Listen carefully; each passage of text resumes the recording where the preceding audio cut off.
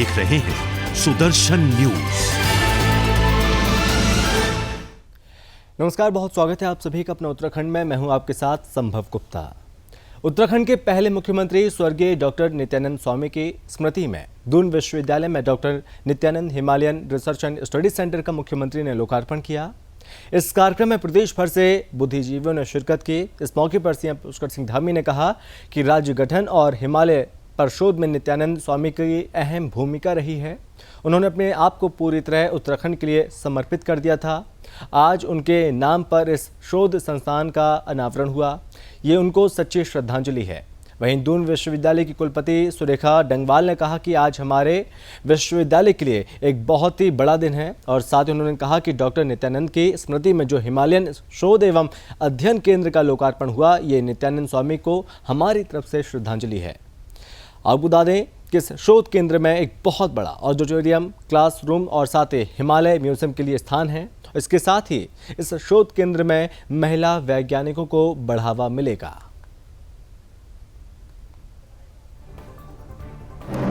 ये दून विश्वविद्यालय के लिए आज एक बहुत ही बड़ा दिन है और उसका सबसे बड़ा कारण है हम लोगों ने एक उत्साह के साथ इसको मनाया कि डॉक्टर नित्यानंद की स्मृति में जो हिमालय शोध एवं अध्ययन केंद्र का लोकार्पण उन्होंने किया, जिसमें एक बहुत बड़ा ऑडिटोरियम है, बहुत सारे क्लासरूम है, हिमालय म्यूजियम के लिए स्थान है और धीरे धीरे ये शेप लेगा उनके आशीर्वाद से, ऐसी मुझे उम्मीद है। और इसके साथ ही भारत सरकार ने महिला वैज्ञानिकों का एक मेला सा लगा है दून विश्वविद्यालय में, जिसमें हम आगामी 2 दिनों में शोध के ऊपर चर्चा करने वाले हैं। बहुत बड़े वैज्ञानिक उनके मार्गदर्शन के लिए आए हैं। यही नित्यानंद जी भी चाहते थे कि समाज के अंतिम छोर तक कैसे पहुंचे और अभी तक ऐसे कार्यक्रम आईआईटी और सेंट्रल यूनिवर्सिटी में होते थे। मुझे खुशी है, इसके लिए भारत सरकार ने राज्य विश्वविद्यालय को चुना और दून विश्वविद्यालय उनकी पसंद बना। जो भी उनके पैरामीटर्स होंगे उसके लिए हम अपने फैकल्टी मेंबर्स को, अपने स्टूडेंट्स को, अपने रिसर्च स्कॉलर को तैयार करेंगे ताकि उत्तराखंड के विकास के लिए, हिमालय के विकास के लिए ज़्यादा से ज़्यादा फंडिंग हो। रिसर्च असिस्टेंट जो भारत सरकार चाहती है वो हमको मिले और उत्तराखंड सरकार का भी, जैसे माननीय मुख्यमंत्री जी ने अभी प्रोग्राम में बताया कि आने वाले दिनों में भी इस शोध संस्थान को इस्टेब्लिश करने के लिए जो भी सहयोग होगा वो सहयोग को करेंगे, ऐसा मेरी उम्मीद है। इसमें शामिल भी हुए। ऐसा लग रहा है कि बिल्कुल जो वो सोचते थे प्रोफेसर डॉक्टर नित्यानंद जी की जो सोच थी, उस सोच के अनुरूप इस सभागार का निर्माण हुआ है, इस शोध संस्थान का निर्माण हुआ है। डॉक्टर नित्यानंद जी के बारे में हम सब लोग भली भांति जानते हैं कि उनका पूरा जीवन अनुशासन, त्याग और एक कठोर परिश्रम जो उन्होंने हमारे सामने एक प्रेरणा के लिए छोड़ा, वो किसी से छुपा हुआ नहीं है। वो भूगोल के प्रोफेसर थे और वो हमेशा, जो 1-2 बार मैं उनसे जब नज़दीक से मिला तो मुझे, चूँकि नरेश जी तो, प्रेम बुढ़ाकोटी जी, नरेश जी, इनका तो लंबा सानिध्य रहा उनके साथ और उन्होंने बताया भी, प्रेम बुढ़ाकोटी जी नहीं बोले लेकिन मैं जानता हूँ अच्छी तरह से कि बहुत सारी छाप इनके ऊपर भी है, उनकी है। तो वो कहते थे कि जो क्लासरूम में बैठकर जो हम सीखते हैं, पढ़ते हैं, उससे जो है भूगोल को नहीं समझा जा सकता। भूगोल को समझने के लिए घूमना होगा, जाना होगा, लोगों से मिलना होगा और जन सहभागिता, उसमें जो भी काम हो जन सहभागिता के आधार पर हो और जो लोगों के विचार आए उसके आधार पर नीतियां बने, उसके आधार पर कार्यक्रम बने, उसके आधार पर राज्य हो, देश का विकास हो। आज हम लोगों ने भी इस दिशा में काम शुरू किया है। उत्तराखंड कांग्रेस के चिंतन शिविर पर बीजेपी प्रदेश अध्यक्ष मदन कौशिक ने तंज कसा है। आपको बता दें कि राजधानी देहरादून में कांग्रेस और साथ ही कांग्रेस नव संकल्प चेतना रैली के जरिए पार्टी को मजबूत करने की कवायद में जुटी है। पिछले दिनों राजस्थान में राष्ट्रीय स्तर पर कांग्रेस ने बैठक की थी और सभी प्रदेशों के लिए कई दिशा निर्देश यहाँ पर जारी किए गए थे और देहरादून में कांग्रेस के सभी वरिष्ठ नेता एकजुट होकर 2 दिनों तक मंथन करेंगे और पार्टी को फिर से मजबूत करने की कवायद में जुट रहे हैं। कांग्रेस पर हमला बोलते हुए बीजेपी प्रदेश अध्यक्ष ने कहा कि कांग्रेस से युवाओं का मोह भंग हो गया। कांग्रेस चाहे जिस तरह की कोई बैठक कर ले, इससे कोई फर्क नहीं पड़ने वाला।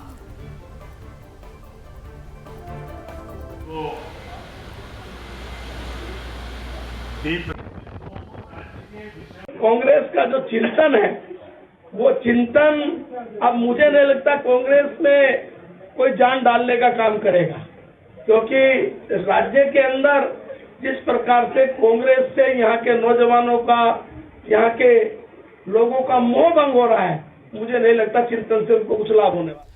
उत्तराखंड में 2 जगहों पर रक्षा संपदा कार्यालय खोलने की मंजूरी मिल गई है। देहरादून और रानीखेत में डीईओ ऑफिस को मंजूरी मिलने पर सैनिक कल्याण मंत्री गणेश जोशी ने रक्षा मंत्री राजनाथ सिंह और साथ ही रक्षा राज्य मंत्री अजय भट्ट का आभार जताया। सैनिक कल्याण मंत्री गणेश जोशी ने कहा, ये अत्यधिक हर्ष का विषय है कि देवभूमि और साथ ही सैन्य भूमि उत्तराखंड के प्रति हमारे केंद्रीय नेतृत्व के असीम प्रेम के परिणाम स्वरूप उत्तराखंड राज्य में 2 डीईओ खुलने जा रहे हैं। साथ ही उन्होंने ये भी कहा कि मैं रक्षा राज्य मंत्री अजय भट्ट और साथ ही रक्षा मंत्री को इस सैन्य भूमि और साथ ही वीर भूमि के समस्त सैनिकों, पूर्व सैनिकों के साथ ही अन्य लोगों की ओर से हृदय की गहराइयों से धन्यवाद करता हूँ। और साथ ही उन्होंने कहा कि मुझे ज्ञात हुआ कि उत्तराखंड राज्य में गढ़वाल क्षेत्र में देहरादून और साथ ही कुमाऊं क्षेत्र में रानीखेत में डीईओ खोलने की मंजूरी जो कि दी गई है।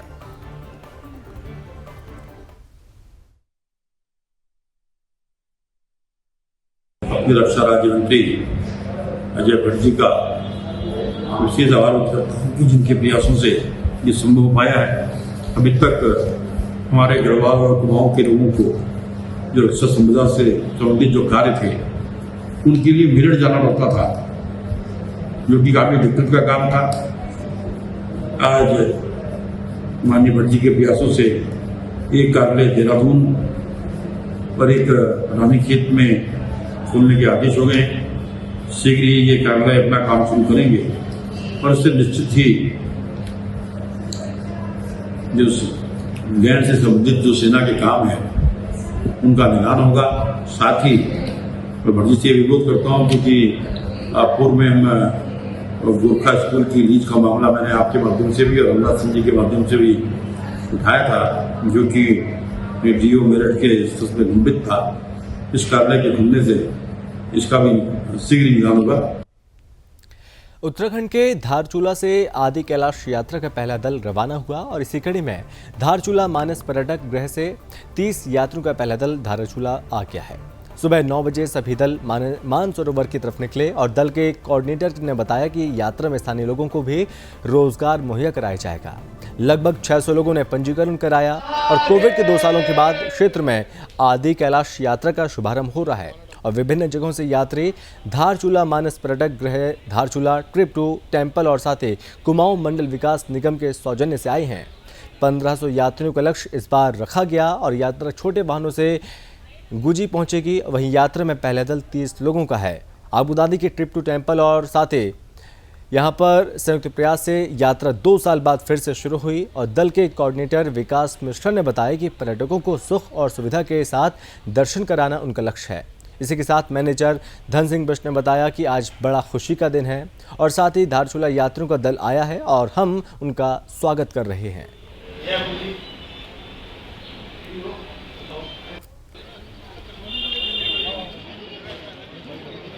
यहाँ से काठगोदाम से यहाँ तक बस द्वारा की गई है। उसके बाद यहाँ से छोटी गाड़ियों में उनको आगे की यात्रा कराई जाएगी और काफ़ी लग्जरीज देने की कोशिश की जा रही है और यात्रियों के कोई असुविधा ना हो करके पूरी कोशिश की जा रही है, जिसमें कि हमारे ऊपर धारचूला को छोड़ के आगे पड़ाव में 3 कैंप एक्टिव हो चुके हैं जो पूरी तरह से इंतज़ार कर रहे हैं यात्रियों का और लग्जरीज के साथ स्वच्छ पानी और उनको टॉयलेट, वेस्टर्न सीट, खासकर पुरुषों की डिमांड थी कि वेस्टर्न सीट की शिकायत हुआ करती थी, उसको भी हमारे विभाग ने शॉर्ट आउट कराने की कोशिश की गई है। जहां तक हो सकता है बहुत ही लग्जरी, बहुत अच्छा होना। कुमाऊं मंडल विकास निगम आज भी प्राइमरी ऑर्गेनाइजर है और ये पूरी यात्रा उन्हीं के तत्वाधान में आयोजित हो रही है। हम लोग एक हेल्पिंग हैंड हैं ताकि ज़्यादा से ज़्यादा लोगों को इस यात्रा में जोड़ा जा सके और सुचारू रूप से यात्रा संपन्न हो सके। अगर आप देखेंगे तो पहले 200-250 लोग ऑन एन एवरेज जाते थे हर साल कुमाऊं मंडल विकास निगम के थ्रू, और ये था कि अब यात्रा सड़क मार्ग से हो रही है तो ज़्यादा से ज़्यादा लोगों को पूरे नॉर्थ इंडिया, साउथ इंडिया, हर जगह से जोड़ा जाए। इसके लिए हम लोग इसका प्रचार प्रसार कर रहे हैं, टीवी कैंपेन्स भी कर रहे हैं, डिजिटल मीडिया पे कर रहे हैं, बिकॉज आज की डेट में युवा को जोड़ने के लिए भी जरूरी है। और इसके साथ सिर्फ हम लोगों को ला नहीं रहे, उनके सुख सुविधा का ध्यान रखते हुए क्या क्या हम चीज़ों को यहाँ पे ऐड कर सकते हैं। कुमाऊं मंडल विकास निगम ने भी, अगर आप देखेंगे तो सारे अपने टूरिस्ट गेस्ट हाउसेस को मेंटेन किया है, रिनोवेट किया है, अगर भीमताल से लेके भूजी तक और जौलीकॉम और नाबीडांग तक। मसूरी में बीजेपी महिला मोर्चा की तरफ से गरीब कल्याण सम्मेलन आयोजित किया गया। इस कार्यक्रम में आपको बता दें कि उत्तराखंड बीजेपी प्रदेश प्रभारी और साथ ही राष्ट्रीय महासचिव सांसद दुष्यंत कुमार गौतम शामिल हुए और जहां लोगों ने उनका जोरदार तरीके से स्वागत किया। इस दौरान उन्होंने केंद्र सरकार के 8 साल को बेमिसाल बताया, कांग्रेस पर जमकर हमला बोला और साथ ही उन्होंने देश के पहले पीएम स्वर्गीय जवाहरलाल नेहरू के बारे में कहा कि जवाहरलाल नेहरू ने पीएम बनने के लिए देश के 2 टुकड़े कर दिए, जबकि भारतीय जनता पार्टी के श्यामा प्रसाद मुखर्जी ने कश्मीर को लेकर अपने प्राणों की आहुति दे दी। और साथ ही उन्होंने पीएम मोदी को अवतार का स्वरूप बताया और कहा कि जब जब देश पर आपत्ति आती है तो कोई अवतार जन्म लेता है। पहले में कंस के अत्याचारों का अंत करने के लिए कृष्ण ने जन्म लिया और साथ ही रावण का अत्याचार खत्म करने के लिए राम ने जन्म लिया। और साथ ही उन्होंने कहा कि मोदी जी भी एक अवतार हैं, इनको सब लोग देख रहे हैं, देश और देश की जनता को बचाने के लिए आए हैं। उन्होंने विपक्ष को दुष्यंत की संज्ञा देते हुए बीजेपी कार्यकर्ताओं से खुश रहने के साथ साथ देश को दुष्यंत उसे बचाने के लिए भी काम करने का आग्रह कर रहे हैं।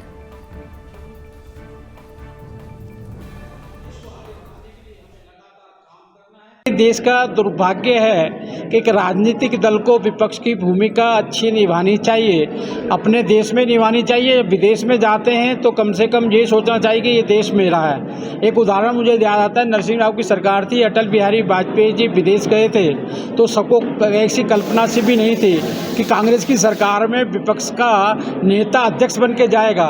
अटल जी से पूछा गया तो विदेश में जाके अटल जी ने एक बात कही थी कि मैं देश के अंदर विपक्ष में हूँ कांग्रेस के, लेकिन बाहर में भारतवर्ष का हूँ। लेकिन कांग्रेस सरकार लगातार भारतवर्ष का मान सम्मान, प्रधानमंत्री का मान सम्मान गिराने का काम कर रही है। मैं देखता हूँ कि पाकिस्तान के टीवियों पे हीरो बनना, चाइना के टीवी पे हीरो बनना, लगातार जो बुलवाना चाहते हैं वो कांग्रेस के माध्यम से, कांग्रेस के नेताओं के माध्यम से बनाते हैं। और वो ये साफ साफ जाहिर है, आपने देखा हुआ है अय्यर जी ने भी पाकिस्तान में बैठ के षड्यंत्र रचा था कि हम मोदी जी की सरकार को गिराएंगे। एक नहीं अनेक उदाहरण इनके मिलते हैं जिनको मैं देश विरोधी कहूँगा। इनको राष्ट्रवाद, इन्हें पुनः जागृत होना चाहिए। और चलिए बढ़ते हैं आगे, जहां पर सरोवर नगरी नैनीताल अगर आप घूमने के लिए जा रहे हैं तो ऐसे जाम से 2-4 होना स्वाभाविक है। आपको बता दें कि मल्लीताल के थाने और साथ ही डीआईजी कार्यालय के सामने जाम लगा हुआ, लोगों को चलने में भारी परेशानियों का सामना करना पड़ रहा है। बता दें कि जब कोतवाली पुलिस और साथ ही डीआईजी कार्यालय के पास इतनी जाम की स्थिति है तो अन्य स्थानों में क्या हल होगा आप समझ सकते हैं। दरअसल पुलिस प्रशासन को जाम खोलने के लिए एड़ी चोटी का जोर लगाना पड़ रहा है और जाम की स्थिति में कोई पैदल चल रहा है और इस बीच यहाँ पर जो राहगीर हैं उन राहगीरों को बहुत ज़्यादा समस्याओं का सामना करना पड़ रहा है और नैनीताल आने के लिए जगह जगह जाम से जूझना पड़ेगा और तभी सरोवर नगरी नैनीताल के लिए आप पहुँच पाएंगे।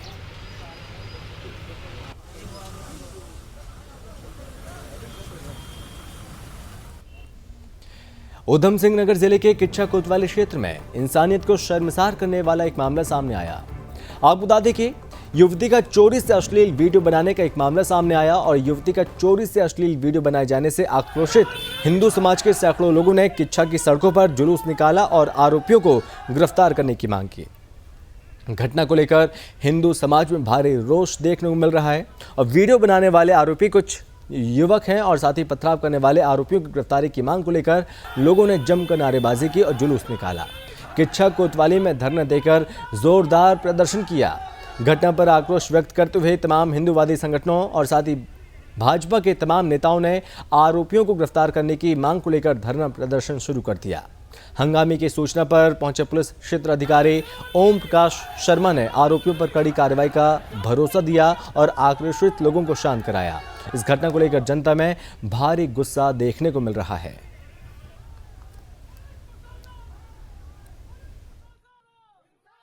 हम लोगों में आक्रोश था। 24 तारीख की एक घटना थी एक हिंदू और मुस्लिम समुदाय को लेकर, क्योंकि हमारी एक बहन जो कि घर में नहा रही थी और एक कारपेंटर जो आरिफ मलिक जो आरोपी था उसने उसकी धोखे से और उसमें नहाते वक्त उसकी वीडियो बना ली। अब वीडियो बनाते वक्त उसने किसी तरीके से उस वीडियो को बनाते हुए देख लिया बहन ने, और देखने के बाद उसने शोर मचाया, और शोर मचाने के बाद में उसको कुछ लोगों की मदद से पकड़ लिया गया। पर लेकिन उस शोर को सुन के उसके घर वाले भी आ गए, और उसके घर वालों ने पथराव करते हुए उसको ज़बरदस्ती छुड़ा के ले गए, जिसकी घटना हमने तुरंत थाने में रिपोर्ट दर्ज कराई, और दर्ज कराने के साथ में हमें ये उस आश्वासन मिला कि हम जल्दी से उसको अरेस्ट करेंगे। पर लेकिन पीड़िता महिला ज़्यादा परेशान थी, उसके आधार पर रोज़ हम लोग कहते थे, पर लेकिन आश्वासन मिल जाता था। उस आश्वासन के आधार पर आज तक हमारे लिए किसी ने कोई सांत्वना के अलावा और कुछ नहीं दिया। घटना उत्तराखंड के उधम सिंह नगर जिले के किच्चा शहर की 24 मई को हुई है, जिसमें पीड़िता के घर में अल्पसंख्यक समुदाय का व्यक्ति कारपेंटर का काम कर रहा था। उसने देखा कि लड़की बालिका जो है नहाने जा रही है, तो बाथरूम के वेंटिलेशन से उसने उसकी वीडियो बना ली, और वीडियो बनाने के बाद जब वीडियो बना रहा था तो बालिका और उसके घर वालों ने, महिलाओं ने देखा, उसको पकड़ा, उसका फ़ोन उन्होंने उससे ले लिया, तो वो उनको धक्का वगैरह देके मारपीट करके घर से भाग गया। फिर सुनने में ऐसा है कि उसने पूरी भीड़ इकट्ठी करके उस समुदाय ने और पथराव किया, उसके ऊपर आक्रमणकारी हुए, जिसकी वीडियो फुटेज है और पुलिस ने उन लोगों को मार्क किया है।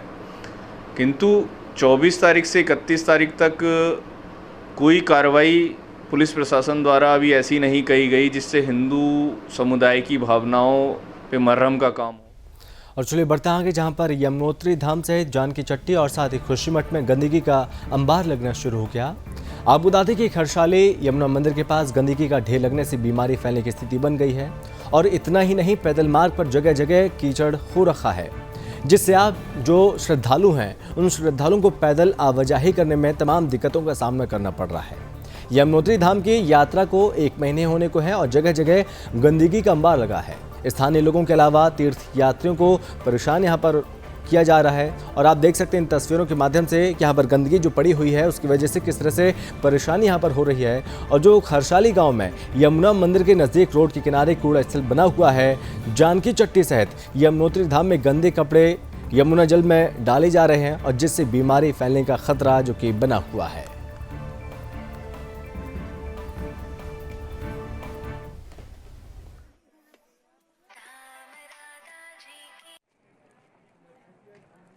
लेकिन सबसे पहले हम जो है यमुनोत्री धाम में जो है इतने श्रद्धालु लोग आते हैं, और इतना जो है पैसा यहाँ पे जिला पंचायत को मिलता है, लेकिन जिला पंचायत की ये दुर्दशा है। देखो आप सड़क में जो है पूरी गंदगी फैला रखी है।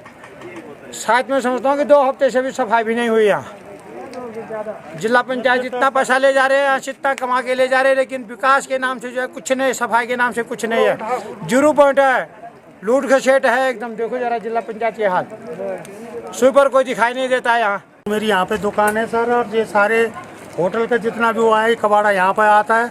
हमने कई बार मना भी किया कि भाई यहाँ पे मत डालो, और यहाँ पर कोई भी इसकी ये जो है जिला वो करने के लिए तैयार नहीं है कि सफाई करें। और सफाई कर्मचारियों से भी कहा कि भाई इनको उठा करके परे डाल दो, परंतु किसी ने नहीं डाला इसको। अब ये यमुनोत्री के हाल हैं, बताइए कैसे होगा। उत्तरकाशी के तहसील बडकोट के नंगाड़ गांव के पास मैक्स वाहन दुर्घटनाग्रस्त हो गई है। इस हादसे में आपको बता दें कि वाहन में सवार 5 लोगों में से एक व्यक्ति की मौके पर मौत हो गई, जबकि बाकी लोग घायल हो गए हैं। हादसा उस वक्त हुआ जब एक सवारी मैक्स वाहन सियाल गांव से बडकोट की तरफ आ रहा था, और तभी वाहन दुर्घटनाग्रस्त हो गया।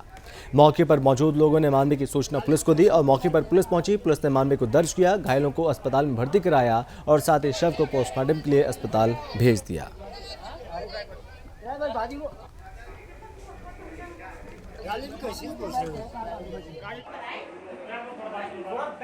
जो ये दुर्घटना हुई, वाहन दुर्घटना हुई है, इसमें से 3 जो घायल हैं वो हमारे पास पहुंचे हैं अभी तक, जिनमें से कि तीनों की हालत ठीक है, पर उनमें से 2 की हालत थोड़ा सा, एक को हेड इंजरी हो सकती है और एक को स्पाइनल इंजरी हो सकती है। तो उनको एहतियात के तौर पे 2 लोगों को हम यहाँ से रेफ़र करेंगे हायर सेंटर दून के लिए, ताकि उनका उचित उपचार हो सके।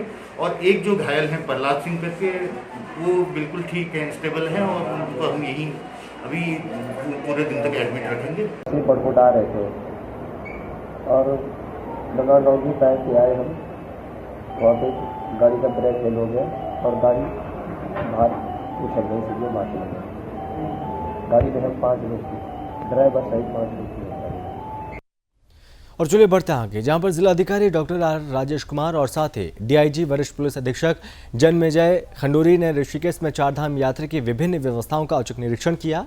निरीक्षण के दौरान जिलाधिकारी ने बस स्टैंड पर वाटर कूलर बढ़ाए जाने के साथ ही मोबाइल टॉयलेट लगाने के निर्देश दिए और साथ ही नगर निगम ऋषिकेश के अधिकारियों को बस स्टैंड पर सफाई व्यवस्था के लिए और साथ ही कार्मिक बढ़ाए जाने के निर्देश दिए। इससे पहले जिलाधिकारी ने नटराज चौक पर यात्रियों के ठहरने के लिए बनाए गए यात्री विश्राम गृह का निरीक्षण किया और इस दौरान जिलाधिकारी ने यात्रियों को पेयजल भी वितरित किया।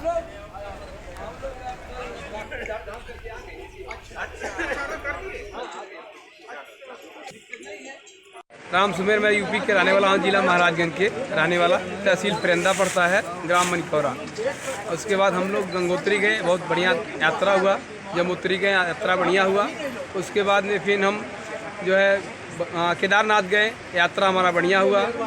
बद्रीनाथ भी गए, यात्रा बढ़िया हुआ, मंगलमय हुआ। उसके बाद में हम लोग यहाँ प्रस्थान पंजाब धर्मशाला में प्रस्थान है, खुशहाल हैं हम लोग, कोई दिक्कत नहीं है।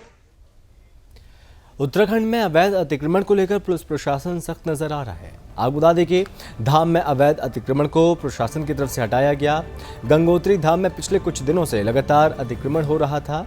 बता दें कि नगर पंचायत गंगोत्री के मुख्य स्वागत गेट के बाहर से पार्किंग शुरू होती है और उस स्थान पर अतिक्रमण कर अवैध तरीके से दुकानों का निर्माण किया जा रहा था। अवैध अतिक्रमण के कारण गंगोत्री धाम में आए दिन जाम की समस्या बन रही है और जिला प्रशासन की तरफ से गंगोत्री धाम में हुए समस्त अवैध अतिक्रमण को तुड़वाकर सामान अपने कब्जे में ले लिया गया। आप ध्यान रखना, धीरे धीरे निकालना उसको उधर। आज जो व्यापारियों द्वारा यहाँ पे कल धरने की चेतावनी दी गई थी, क्योंकि यहाँ पर पार्किंग के स्थान पे ये ढाबे, मकाई वाले, माला वाले पूरी गंदगी करके रखी हुई थी।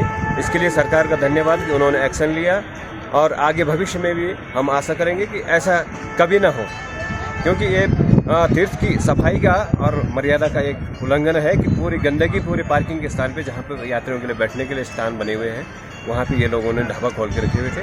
इसके लिए प्रशासन का बहुत बहुत धन्यवाद कि उन्होंने ये कार्रवाई की। श्री राम मंदिर गर्भगृह के शिलान्यास पर वित्त और साथ ही शहरी विकास मंत्री प्रेमचंद अग्रवाल ने खुशी जाहिर की। वहीं आपको बता दें, पीएम मोदी और साथ ही सीएम योगी की जोड़ी को उन्होंने मंदिर निर्माण के लिए पर्याप्त बताया और साथ ही राम मंदिर आंदोलन के दौरान खुद की भूमिका का जिक्र किया और उन्होंने विपक्ष पर भी निशाना साधा और बोले कि संघर्ष करने वालों को सम्मान मिला। बता दें कि राम मंदिर आंदोलन में मंत्री प्रेमचंद के योगदान को लेकर ऋषिकेश में बीजेपी कार्यकर्ताओं ने उनका स्वागत भी किया।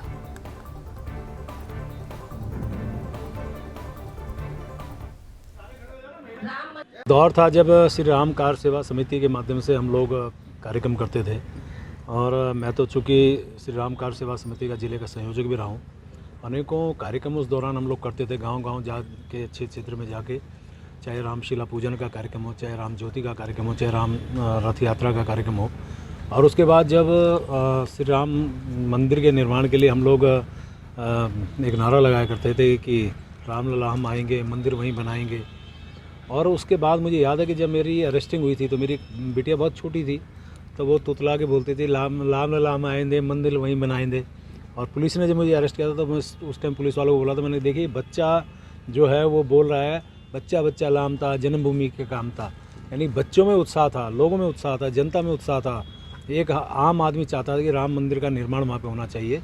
लेकिन उस समय चूँकि मुलायम सिंह यादव की सरकार थी, हम लोगों के ऊपर जो यातनाएँ उस टाइम हुई थी, हम लोगों को अरेस्ट किया गया था। हर आदमी उस समय एक ही भाव उसका था कि किस तरह से राम कार सेवा में जाने वाले लोगों को या राम का नाम लेने वाले लोगों को बिल्कुल उसको प्रताड़ित किया जाए।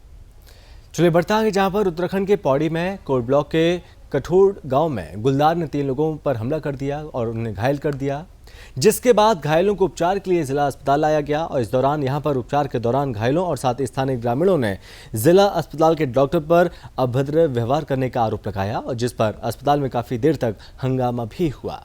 काफ़ी देर बाद हंगामा शांत हुआ, फिर जाकर घायलों का उपचार जिला अस्पताल में किया गया। इस मामले का संज्ञान लेते हुए डीएम पौड़ी डॉक्टर विजय कुमार जोगदंडे ने बताया कि इस मामले में जांच के निर्देश सीएम को दिए गए। वहीं आपको बता दें कि सीएमओ पौड़ी और साथ ही जिला अस्पताल के प्रभारी सीएमएस डॉक्टर प्रवीण कुमार ने बताया कि मामले में पूरी जानकारी जुटाई जा रही है, जिसकी जांच कर अगली कार्रवाई की जाएगी।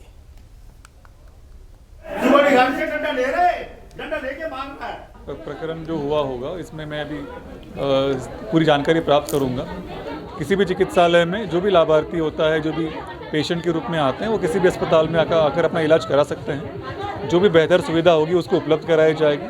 प्राथमिक स्वास्थ्य केंद्र में आते हैं तो प्राथमिक उपचार कराया जा सकता है और उससे उच्चतर। देखिए, अभी मेरे संज्ञान में मामला नहीं आया है, नहीं तो वहाँ के प्रबंधक द्वारा मुझे अवगत कराया गया, न इस प्रकार की कोई बात अभी आई है। लेकिन इसकी मैं जैसे आपने बताया तुरंत इसकी मैं जांच भी कराऊंगा और जो भी संबंधित डॉक्टर हैं जिसने इस प्रकार की बात की है उनके खिलाफ भी एक्शन लिया। हमारे घर के नज़दीकी में बाघ ने मतलब बकरी खा रहा था वो, बकरी को छुड़ाने के चक्कर में उसने पहले मेरी माँ को घायल किया, फिर मैं अपनी माँ को छुड़ाने के चक्कर में मेरे को भी उसने मतलब दांत मार दिए, माँ के भी 4-5 दांत। हम यहाँ आए अभी एम्बुलेंस को कर रखा था, पर तब तक हम अपनी गाड़ी लेके आ गए यहाँ पर। आज रात से अपना एम्बुलेंस होगी, हम डॉक्टर के पास। और इसी के साथ इस बुलेटिन में बस इतना ही। आप बने रहिए सुदर्शन न्यूज़ के साथ। जय।